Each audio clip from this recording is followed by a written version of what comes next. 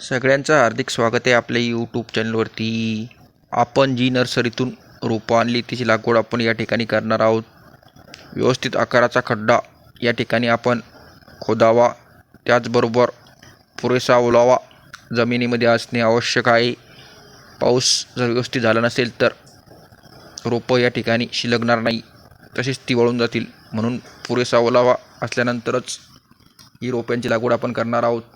त्यानंतर हे जे रोप आपण प्लास्टिकच्या आवरणामध्ये थैलीमध्ये आहे ते प्लास्टिक वेगळं करावं. आपण ब्लेडच्या साहाय्याने किंवा जे कटर असतं त्या कटरच्या साहाय्याने सुद्धा या ठिकाणी हे वेगळं करू शकतो. ही अशा प्रकारचं ते थैली जी आहे प्लास्टिकची ती आपण वेगळी केली आहे व त्यानंतर ही प्लास्टिकची थैली आपण व्यवस्थित विल्हेवाट लावावी, जेणेकरून पुढे पर्यावरणासाठी हानिकारक होऊ शकतं.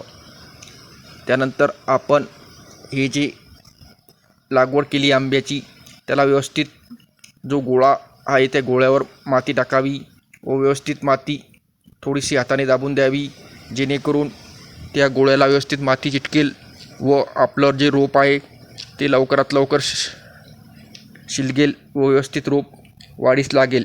त्यानंतर हे अशा सेट केलं आहे व नंतर व्यवस्थित माती त्याला लावावी, जेणेकरून आपलं रोप जे आहे आंब्याचं आपण आणलेलं ते व्यवस्थित शिलकू शकेल. त्याचबरोबर याला योग्य ती काटे कुंपण करणं आवश्यक आहे, जेणेकरून भविष्यात त्याला शेळी किंवा गाई नंदी खाणार नाही.